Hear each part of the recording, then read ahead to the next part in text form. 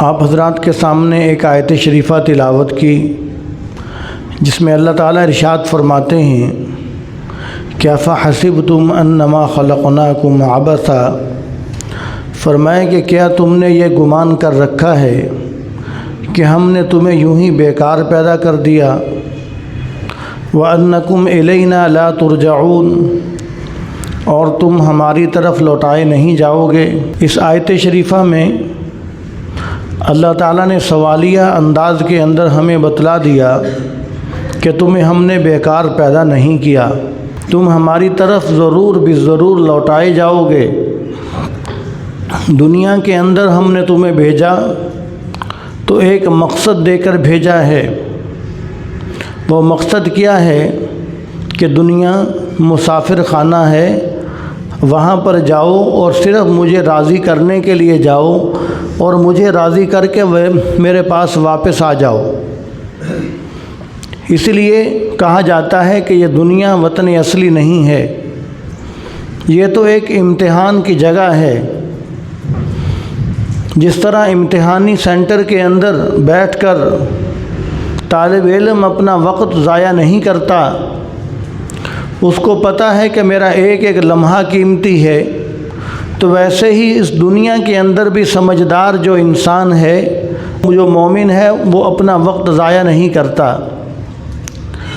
اس کو یہ یقین کرنا چاہیے کہ جو لمحہ گزر گیا یہ گزر گیا، یہ لمحہ اب واپس نہیں آئے گا۔ ہم تو ایک ایسے سفر کے اندر ہم مبتلا ہیں، ایسے سفر کے ہم مسافر ہیں کہ کوئی پتہ نہیں کہ یہ ہمارا سفر کس وقت ختم ہو جائے۔ ہمیں کچھ پتہ نہیں کہ ہماری منزل کب آ جائے، اور منزل کیا ہے کہ جب ہمارا امتحان کا وقت ختم ہو گیا، جب ہمیں قبر میں اتار دیا جائے گا تو ہمارے سفر کی منزل ختم ہو گئی۔ جس کو کسی نے کہا کہ نظر سوئے مرکز قدم سوئے دنیا، کہاں دیکھتا ہے کدھر جا رہا ہے۔ تیرے قدم تو قبر کی طرف ہیں اور تو دیکھ رہا ہے دنیا کی طرف۔ نظر سوئے دنیا قدم سوئے مرقد، کدھر دیکھتا ہے کدھر جا رہا ہے، کہ تیرے قدم تو قبر کے قریب جا رہے ہیں،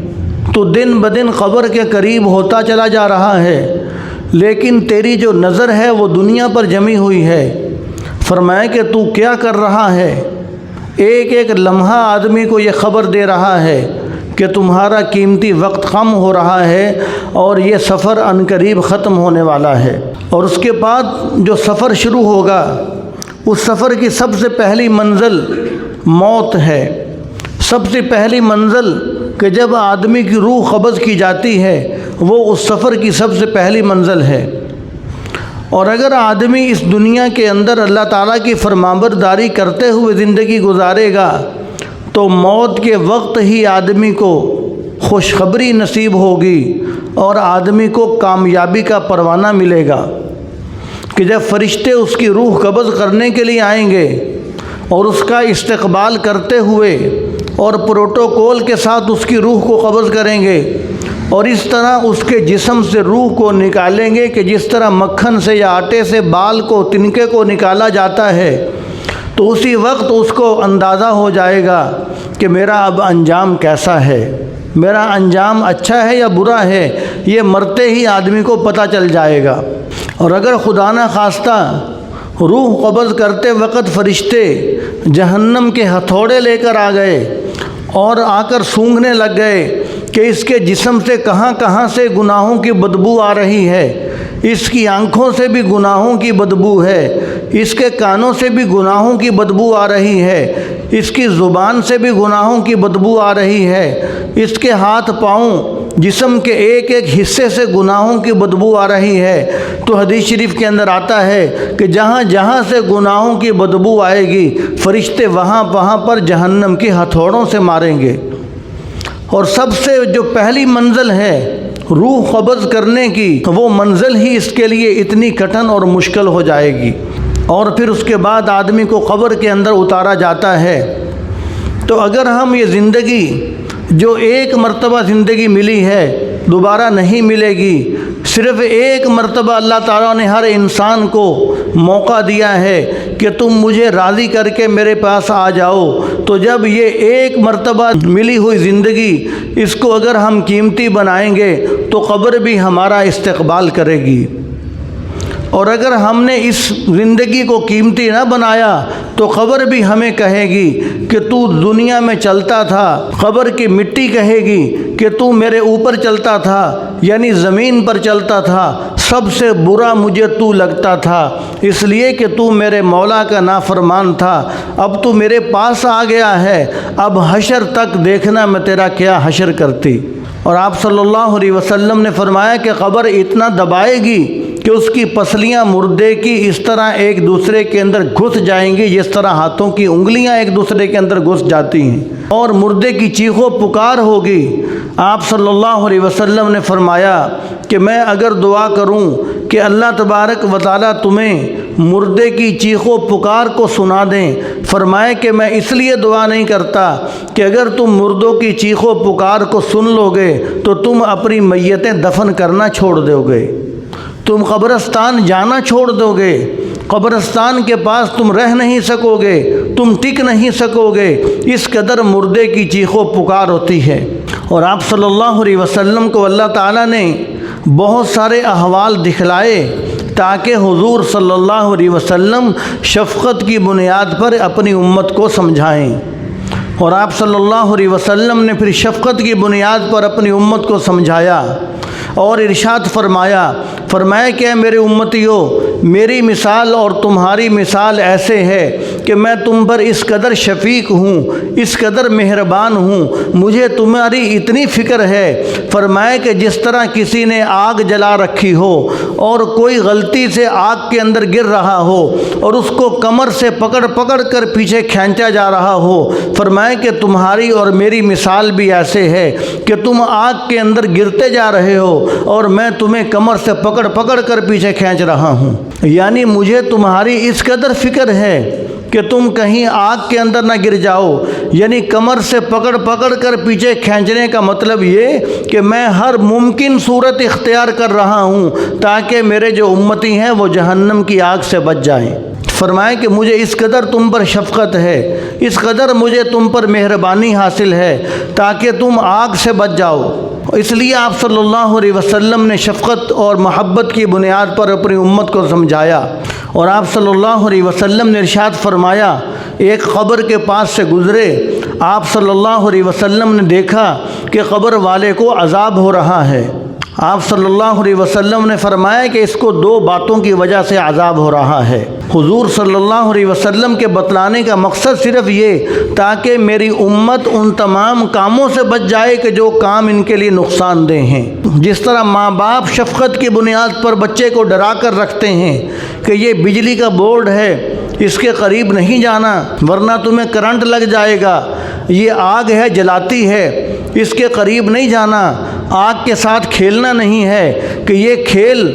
آگ لگنے کی، جلا ڈالنے کا ذریعہ بن سکتی ہے۔ یہ کھیل والدین محبت کی بنیاد پر ڈراتے ہیں۔ حضور صلی اللہ علیہ وسلم سے بڑھ کر اپنی امت پر مہربان اور شفیق کون ہو سکتا ہے؟ آپ صلی اللہ علیہ وسلم نے فرمایا کہ اس قبر والے کو جو عذاب ہو رہا ہے دو وجہ سے عذاب ہو رہا ہے۔ فرمایا کہ ایک تو اس وجہ سے عذاب ہو رہا ہے کہ یہ قبر والا غیبت کیا کرتا تھا، دوسروں کی برائیاں اس کی کمر کے پیچھے بیان کیا کرتا تھا۔ فرمایا کہ اس وجہ سے اس کو عذاب ہو رہا ہے۔ غیبت اس کو کہا جاتا ہے کہ کسی دوسرے کو ایسے لفظوں کے اندر یاد کرنا کہ اگر وہ لفظ اس کے سامنے بولے جائیں تو اس کو برا لگے، اس کو غیبت کہا جاتا ہے۔ یعنی کسی کو برے لفظوں کے ساتھ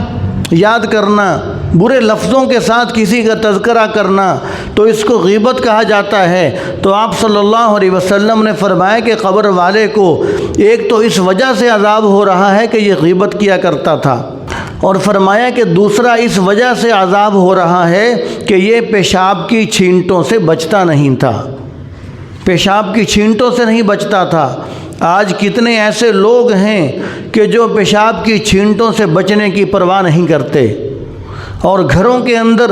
کتنی خواتین ایسی ہیں کہ چھوٹا بچہ اگر اوپر پیشاب کر دیتا ہے تو ان کو اس بات کی فکر نہیں ہوتی کہ یہ پیشاب ہے، یہ سخت نجاست ہے، جتنا جلدی ہو سکے میں اس کو اپنے جسم سے دور کروں، میں اپنا بدن صاف کر لوں، میں اپنے کپڑے صاف کر لوں، کوئی فکر نہیں ہوتی۔ اور جسم پر بھی پیشاب لگا ہوا ہے، کپڑوں پر بھی پیشاب لگا ہوا ہے، تو یہ بھی اسی چیز کے اندر داخل ہے کہ آدمی پیشاب سے نہیں بچ رہا۔ ہاں اگر بچہ پیشاب کر دے اوپر تو کوئی حرج والی بات نہیں، گناہ والی بات نہیں ہے، بچے اوپر پیشاب کر دیتے ہیں، لیکن حرج اور گناہ والی بات یہ ہے کہ آدمی پھر اس نجاست کو دور کرنے کی فکر کوئی نہ کرے، ایسے ہی بس آدمی پھرتا رہے، یہ گھر میں خواتین ایسے ہی پھرتی رہیں، تو آپ صلی اللہ علیہ وسلم نے ارشاد فرمایا کہ دوسرا اس وجہ سے قبر والے کو عذاب ہو رہا ہے۔ تو اس لیے یہ دنیا کی جو ہمارا یہ جو دنیا کا سفر ہے، اس سفر کے اندر ایک مرحلہ قبر کا مرحلہ بھی ہے، لیکن جب آدمی یہ زندگی قیمتی بنا کر قبر میں جائے گا تو قبر میں جانے کا بھی آدمی کو مزہ آئے گا، اس لیے کہ آپ صلی اللہ علیہ وسلم نے فرمایا کہ قبر کو مٹی کا ڈھیر نہ سمجھو، یہ جنت کے باغوں میں سے باغ ہے یا یہ جہنم کے گڑھوں میں سے گڑھا ہے۔ فرمایا کہ یہ نیک لوگوں کے لیے جنت کا باغ ہے، اس کو مٹی کا ڈھیر نہ سمجھو۔ حضرت بایزید بستامی رحمۃ اللہ علیہ کے بارے میں آتا ہے کہ جب وہ قبر کے اندر گئے تو بعد میں کسی نے خواب کے اندر ان کی زیارت کی اور ان سے پوچھا کہ حضرت آپ کے ساتھ کیا معاملہ ہوا؟ تو فرمانے لگے کہ میں قبر کے اندر گیا، مجھ سے فرشتوں نے پوچھا کہ بایزید کیا لے کر آئے ہو؟ تو میں نے کہا کہ یہ تو بادشاہ کا دربار ہے، بادشاہ کے دربار میں یہ نہیں پوچھا جاتا کہ کیا لے کر آئے ہو، بادشاہ کے دربار میں تو یہ سوال ہوتا ہے کہ یہاں پر لینے کے آئے ہو؟ میں تو مر کر اللہ تعالیٰ کے دربار میں حاضر ہوا ہوں، آپ مجھ سے پوچھتے ہو کہ تم کیا لے کر آئے ہو؟ تو اگر زندگی اچھی گزاری ہوتی ہے تو پھر قبر کے اندر بھی اللہ تبارک و تعالیٰ اس طرح کے جواب دینے کی صلاحیت عطا فرماتے ہیں کہ اس کا جواب سن کر فرشتے بھی حیران رہ جائیں۔ جس کو کسی نے کہا کہ فرشتوں سے بہتر ہے انسان بننا، مگر اس میں لگتی ہے محنت زیادہ، محنت زیادہ۔ جب آدمی محنت زیادہ کر کے اللہ تعالیٰ کے دربار میں پہنچتا ہے تو پھر وہ انسان فرشتوں سے بھی بہتر ہے، اگر محنت نہیں کی تو پھر فرمایا کہ اولئک کالانعام بل ھم اضل، فرمایا کہ یہ جانوروں کی طرح ہے بلکہ اس سے بھی بدتر ہے۔ حضرت رابعہ بصریہ رحمۃ اللہ علیہ اللہ تعالیٰ کی بڑی ولیہ خاتون گزری ہیں، ان کا انتقال ہوا تو خواب کے اندر کسی نے ان کی زیارت کی اور پوچھا کہ آپ بڑی نیک خاتون تھی، آپ قبر کے اندر گئیں تو آپ کے ساتھ کیا معاملہ ہوا؟ تو حضرت رابعہ بصریہ نے کہا کہ مجھ سے آ کر فرشتوں نے پوچھا کہ من ربک، کہ تیرا رب کون ہے؟ تو رابعہ بصریہ فرماتی ہیں کہ میں نے جواب دیا کہ اے فرشتوں، اللہ تبارک و تعالیٰ سے جا کر کہو کہ یا اللہ آپ کی تو اتنی زیادہ مخلوق ہے، آپ اتنی زیادہ مخلوق کے اندر مجھے نہیں بھول رہے، میرا تو تیرے سوا ہے ہی کوئی نہیں، میں تجھے کیسے بھول سکتی ہوں؟ تو آپ پوچھتے ہو کہ من ربک، تیرا رب کون ہے؟ میرا تو تیرے سوا ہے ہی کوئی نہیں، میں تجھے کیسے بھول سکتی ہوں؟ آپ اتنی زیادہ مخلوق کے اندر جب مجھے نہیں بھولے۔ اور حضرت رابعہ بصریہ وہ خاتون تھیں کہ جن کی رات مصلے پر گزرتی تھی، خامن سے پوچھتی تھی کہ میرے لائق کو خدمت تو نہیں ہے، اگر خدمت ہے تو میں حاضر، اگر میرے لائق کو خدمت نہیں ہے تو پھر پوری رات میں اپنے رب کے ساتھ گزارنا چاہتی ہوں۔ تو جب اس طرح محنت کر کے وہ قبر کے اندر گئیں تو پھر فرشتے بھی ان کا جواب سن کر حیران رہ گئے کہ جاؤ اللہ تعالیٰ سے کہو کہ میرا تو تیرے سوا ہے ہی کوئی نہیں، میں تجھے کیسے بھول سکتی ہوں؟ آپ مجھ سے پوچھتے ہو من ربک، کہ تیرا رب کون ہے؟ اور حضرت جنید بغدادی رحمۃ اللہ علیہ کے بارے میں آتا ہے کہ ان کا انتقال ہوا، بعد میں کسی نے خواب کے اندر زیارت کی اور ان سے پوچھا کہ حضرت آپ کے ساتھ کیا معاملہ ہوا؟ فرمایا کہ میرے پاس فرشتے آئے، فرشتوں نے کہا کہ من ربک، کہ تیرا رب کون ہے؟ میں نے کہا اے فرشتوں، میرا رب وہی ہے کہ جس نے حضرت آدم علیہ السلام کو فرشتوں سے سجدہ کروایا تھا۔ یعنی تم تو اس جنس میں سے ہو کہ جنہوں نے سجدہ کیا ہے میرے ابا آدم علیہ السلام کو، اور تم مجھ سے پوچھتے ہو کہ تیرا رب کون ہے۔ جب محنت کر کے گئے دنیا کے اندر تو قبر میں کے اندر جا کر فرشتوں کو جواب ایسا دیا کہ فرشتے بھی حیران رہ گئے۔ اور حضرت پیران پیر شیخ عبد القادر جیلانی رحمۃ اللہ علیہ کے بارے میں آتا ہے کہ ان کے انتقال کے بعد ان کی کسی نے خواب میں زیارت کی اور پوچھا کہ حضرت قبر کے اندر آپ گئے، اللہ تعالیٰ کے دربار میں پہنچے، آپ کے ساتھ کیا معاملہ پیش آیا؟ حضرت پیران پیر شیخ عبد القادر جیلانی رحمۃ اللہ علیہ نے جواب دیا، فرمایا کہ فرشتے آئے اور مجھ سے پوچھنے لگے کہ من ربک، کہ تیرا رب کون ہے؟ میں نے کہا اے فرشتوں، جب تک میں زمین کے اوپر تھا، فرمانے لگے کہ میں نے فرشتوں سے کہا اے فرشتوں تم کہاں سے آئے ہو؟ تم تو وہ آسمان سے آئے ہو، اتنی دور سے آ کر تم نہیں بھولے کہ تمہارا رب کون ہے؟ میں تو صرف 2 ہاتھ زمین کے اندر آیا ہوں، نیچے آیا ہوں، میں کیسے بھول سکتا ہوں کہ میرا رب کون ہے؟ تم آسمان کی بلندیوں سے آ کر نہیں بھول رہے کہ تمہارا رب کون ہے۔ میں زمین کے اوپر رہا، میں نے ایک لمحے کے لیے اپنے رب کو نہیں بھلایا، تو صرف 2 ہاتھ زمین کے اندر آ گیا، تو اب میں کیسے بھول سکتا ہوں کہ میرا رب کون ہے؟ اس کو کہا گیا کہ فرشتوں سے بہتر ہے انسان بننا، مگر اس میں لگتی ہے محنت زیادہ۔ تو جب آدمی محنت کر کے دنیا سے جاتا ہے، جب اللہ تبارک و تعالیٰ کو راضی کر کے آدمی دنیا سے جاتا ہے، تو پھر اللہ تبارک و تعالیٰ فرشتوں کو بھی یہ دکھلاتے ہیں کہ اے فرشتوں دیکھ لو میرے نیک بندوں کو، تم ہی تو تھے جو تم کہا کرتے تھے کہ اے رب آدم علیہ السلام کو پیدا نہ کرو، انسان کو پیدا نہ کرو، یہ زمین میں دنگا فساد کریں گے، یہ خون ریزیاں کریں گے۔ دیکھو میرے بندے کیسے کیسے جواب دے کر تمہیں بھی حیران کر رہے ہیں۔ تو اللہ تبارک و تعالیٰ فرشتوں کے سامنے اپنے نیک بندوں پر فخر کرتے ہیں،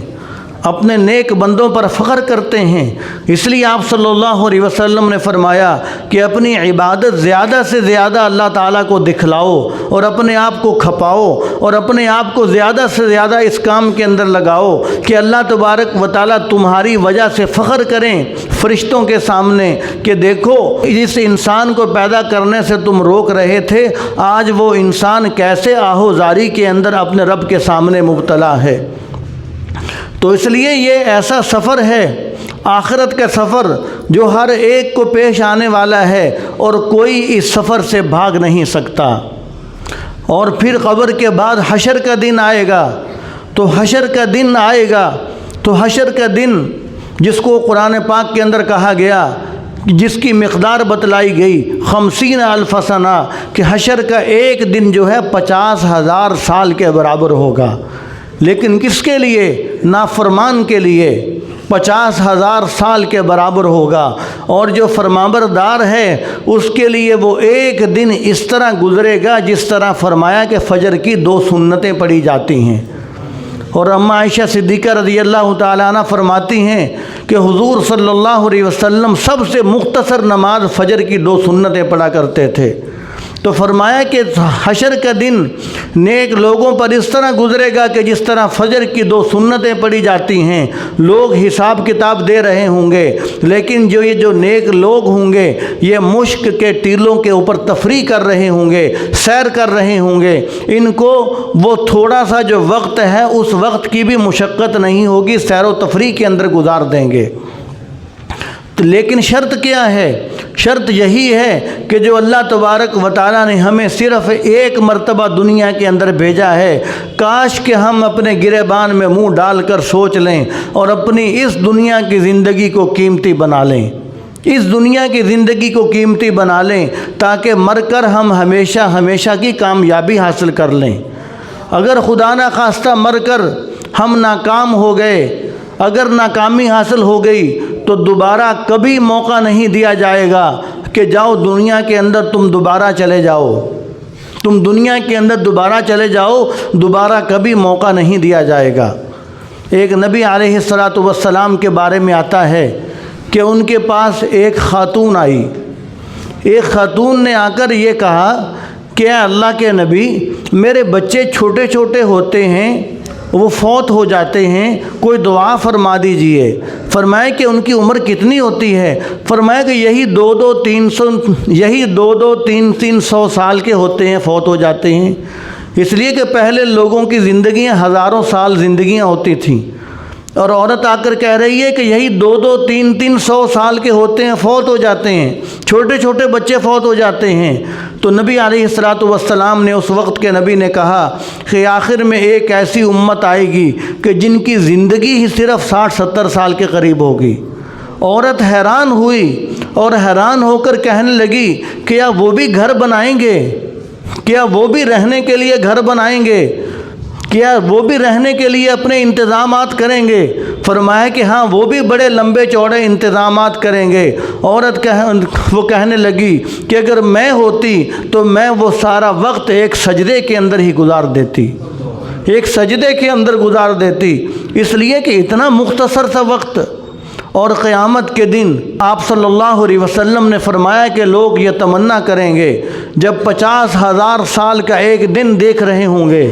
جب دنیا کی لذتیں بھول چکی ہوں گی، جب گناہوں کی لذتیں ختم ہو چکی ہوں گی، جب گناہوں کی لذتیں کچھ یاد نہیں ہوں گی، ہر آدمی تھر تھر کانپ رہا ہوگا، اس وقت لوگ تمنا کریں گے کہ کاش کہ ہمیں دنیا کے اندر واپس بھیج دیا جائے، ہم یہ مختصر سی زندگی ایک سجدے کے اندر گزار کر آ جائیں گے۔ آج جس زندگی کے لیے ہم اتنے لمبے چوڑے منصوبے بناتے ہیں،